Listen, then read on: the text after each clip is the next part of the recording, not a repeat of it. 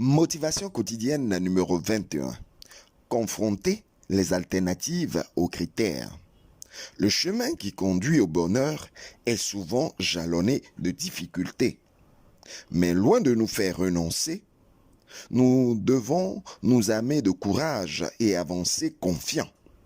La cinquième étape est celle d'une maturation par la confrontation des alternatives aux critères. Dans la motivation précédente numéro 20, nous avons pris l'exemple du choix de l'école pour notre enfant. Les critères étaient pondérés en allant du plus important au moins important. Le premier critère, non discutable, était une école confessionnelle.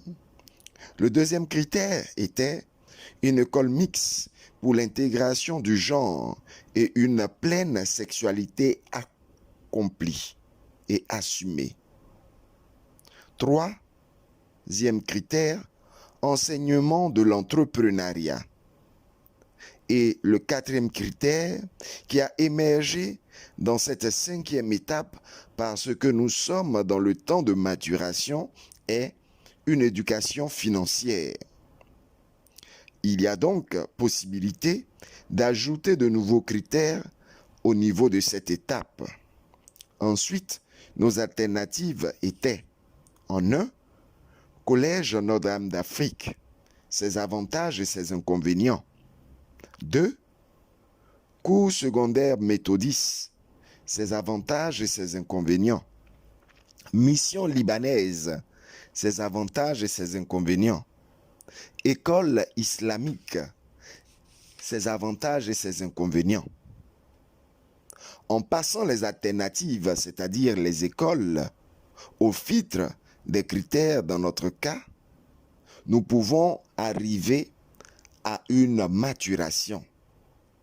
Ce faisant, nous réduisons la complexité et nous simplifions le processus décisionnel.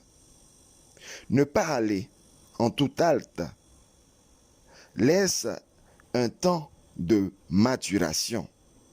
Et ainsi, notre inconscient va continuer de fonctionner autour du problème. Africaines et Africains nouveaux, Ivoiriens et Ivoiriennes, bois de manioc. Un proverbe africain dit « La nuit porte conseil ».